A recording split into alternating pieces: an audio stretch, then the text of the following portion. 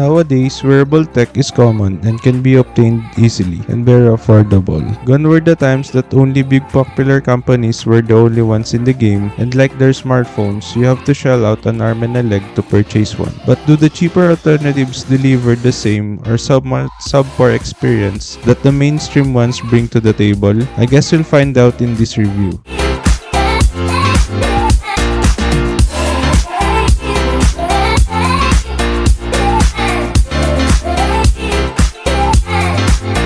This is the HAYLOU GST, one of the affordable smartwatches that you can buy today. The price of 1,500 peso or roughly $27 US in our current exchange rate, it is certainly not the cheapest but not really that expensive. In the sea of many smartwatches out there, you can consider this one usable, but then again it is not perfect. With that price, some corners have to be cut.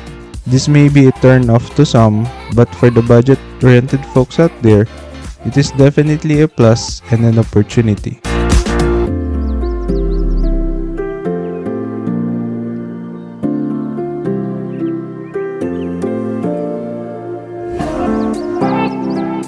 The packaging it came with is simple.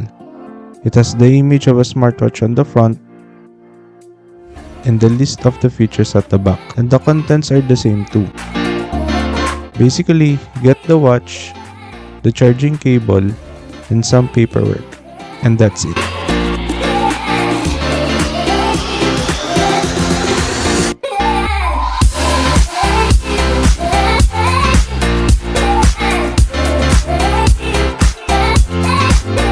They say copying is the highest form of flattery.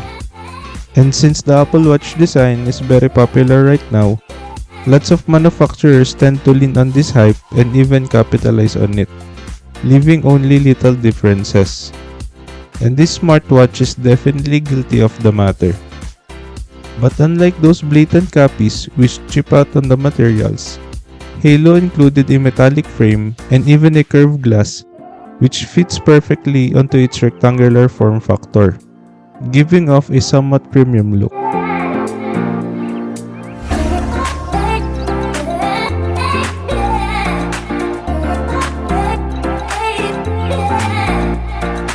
At the side, you have a single button that serves as a wake up or return button.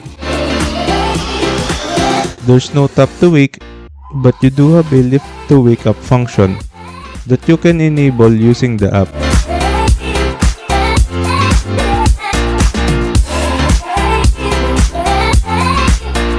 And at the back, there you have the typical sensors that you can find in this kind of budget smartwatch, which is basically for heart rate monitoring and SpO2 sensor.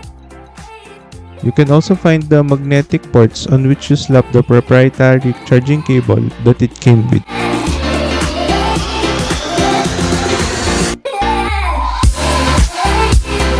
And for the straps, it is rubber, soft, and has a nice texture. It is also comfortable to wear and has a cool feeling to touch. But all in all, it's kinda plain. So it's a good news that it has a universal locking mechanism that most smartwatches have, so you can easily replace the included ones. I for one did that and purchased a couple just in case in the near future the original straps gets ripped apart, just like any rubber straps of cheap smartwatches. Personally, I like these armor green ones, which makes the watch stand out.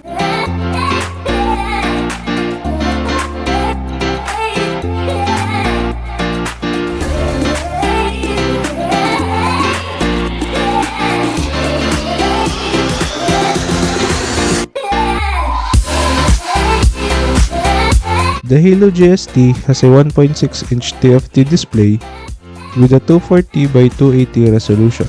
It is fairly bright, and while it is set at 50% by default and can still be cranked up to 100, which means you can clearly see the display in the direct sunlight. Though for me, that 50% is enough, cause any higher than that will surely cost your battery life. It is not OLED, which also to be expected with that price, but with decent contrast, average color, which means no deep blacks, it is somewhat acceptable and usable. And yeah, the HAYLOU GST is IP68, so technically dustproof and water resistant. for not more than 1.5 meters for 30 minutes. So rain and splashes are not a problem, which is a plus to some, especially if you live somewhere tropical, and typhoons are just a normal part of your everyday life.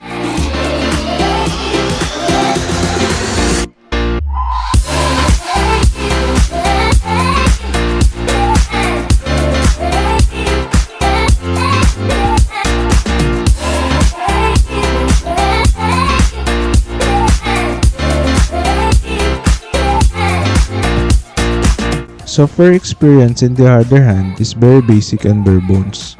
I don't know what's the name of the OS, but it's kinda like the ones you'll find in early copies of less expensive smartwatches. If you long press the home screen and swipe right, you'll find other pre-installed watch faces that you could easily change by syncing via the app. Heck, you can also create your own and upload any image you desire as background wallpaper.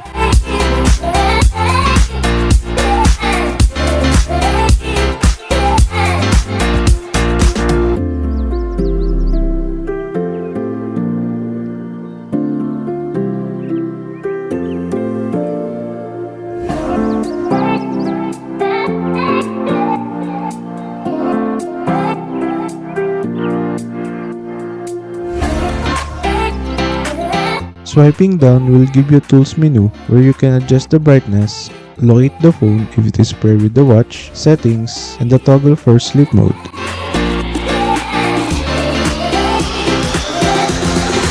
As for swiping up, it will let you browse down its features, like the heart rate monitoring, SpO2 measurement, sport menu,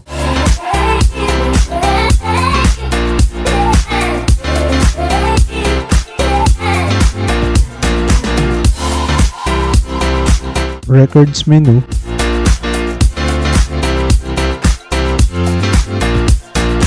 weather monitoring,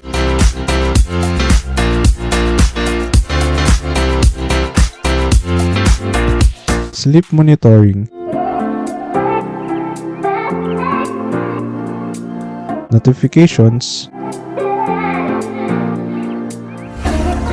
music control, which is one of my favorite. And as for more menu, there you have the basic stopwatch, countdown, another find my phone, talk about the redundancy. And the last is breathe training.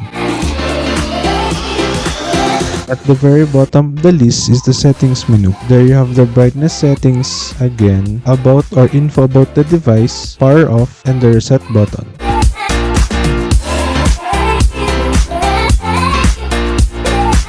All that features jump packed within the device, is it any good? Well, I'm gonna be honest, it's not that great. It's not accurate, but it does the job as expected. Will it replace any dedicated fitness band? Nope. But then again, one should not rely on something like this, especially if you're a person with special conditions like heart issues. But it does shine in the simple things, like the music control, notifications, timers, and the locate my phone feature.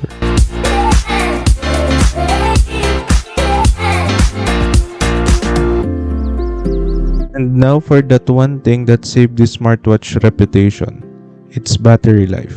The HAYLOU GST has a 220 mAh battery that in theory will give you a more or less than 20 days of use, but case may vary. In the few months that I've used it and tested it, it gave you a battery life that lasted for 5 days. Before I finally had to slap that charging cable.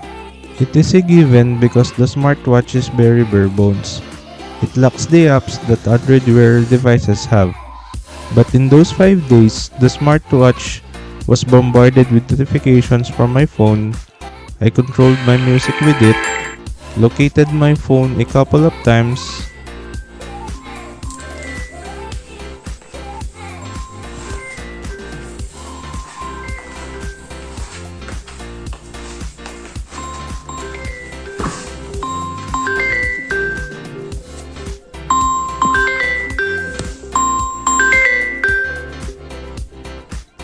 and occasionally, even though I know it's not accurate, I check my heart rate with it too. And for those who's wondering, I also tried using it as a normal watch, No devices connected, did not use any feature, just used it to tell me the time and date. And it lasted me for more than 3 weeks. Almost a month. Now that is impressive.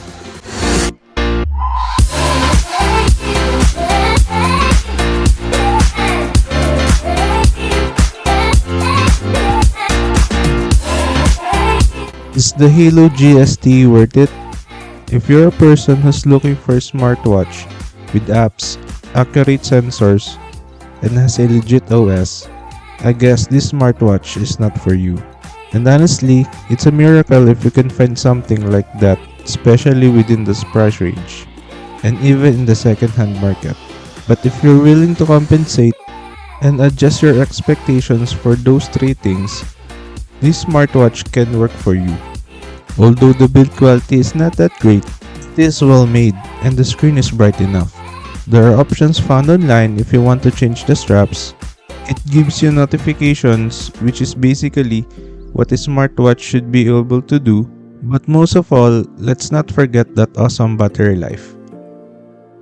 This review is not sponsored by HAYLOU, and the product shown was bought by my own money. All the opinions and observations were mine alone, and the said company has no editorial input in this review or any kind of that matter. The HAYLOU GST may not be a smartwatch that is very recommendable, but with all its shortcomings, it redeems itself in some aspects. And with a price like that, it definitely belongs to the choices of those who are new to smartwatches and just want to try without spending a lot of money. How about you? Is the HAYLOU GST worth it? Comment down below and let me know your thoughts about it.